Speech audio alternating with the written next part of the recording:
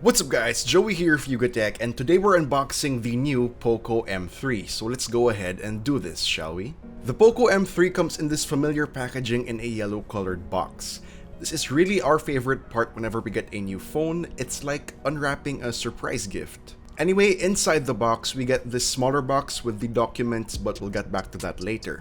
Then we have the Poco M3 itself here in the Power Black variant. Now inside that smaller box, you can find the SIM ejector tool, a thick bunch of paper for the user guide and warranty card, a screen protector which we don't normally get in most phones, and as well as a clear jelly case. Let's go back to the main box and see what's below here. Okay, so we have the 22-watt charger here, the USB Type-C charging cable, and wow, surprise surprise, they even included a few wristbands in the box.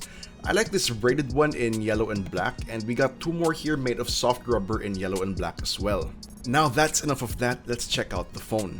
This is quite a hefty phone. Let's peel off the plastic wrap and see what's underneath. This looks stunning with the Power Black variant.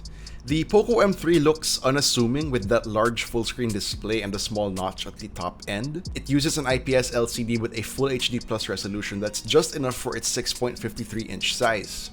The bezels are a bit thicker than usual, with the bottom or chin part being more prominent. It's got chiseled sides with the physical buttons protruding from the plastic frame, a volume rocker on the right, and a recessed power button that doubles as the fingerprint sensor. The fingerprint sensor can be activated by either a simple touch or a gentle press, whichever you prefer, and can configure in the settings. The SIM slot is found on the left side, which houses the dual SIM card tray and a micro SD card slot. Up top are the IR blaster, secondary speakers, noise-cancelling mic, and a 3.5mm audio port.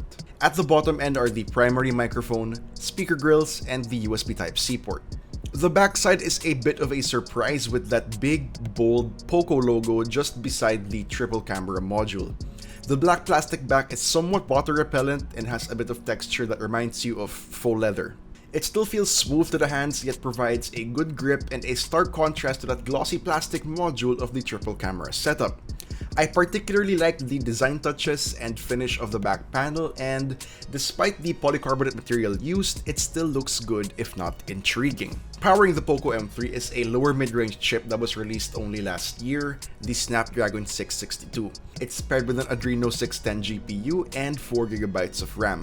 For software, the Poco M3 runs on a custom Android 10 with the latest MIUI 12 interface. The M3 has a triple camera setup, one less than the M2 had. Despite that, the 48MP sensor is a big jump from the 13MP of the latter. The second one is a 2MP macro lens, and the third one is another 2MP depth sensor. As for video recording, maximum resolution is pegged at Full HD at 30fps, and slow-mo is set at 720p at 120fps. The Pro mode allows you to shoot at a full 48MP resolution and even save the photos in RAW. Perhaps the biggest draw of the Poco M3 is its huge battery. The 6000 mAh lithium polymer battery has 20% more capacity than its predecessor. Considering that the Snapdragon 662 is more power efficient than the Helio G80, we could be seeing impressive battery life on this device. More on this once we get to our full review of the Poco M3, but that's it for now with this unboxing and hands-on. Let us know what you guys think about the Poco M3 in the comments down below, and if you enjoyed this video, please do drop a like, subscribe to our channel for more content, hit the bell icon so you don't miss any future uploads, and be sure to visit yugotech.com for the latest tech news and reviews. Again, this has been Joey, and I'll see you guys in the next one.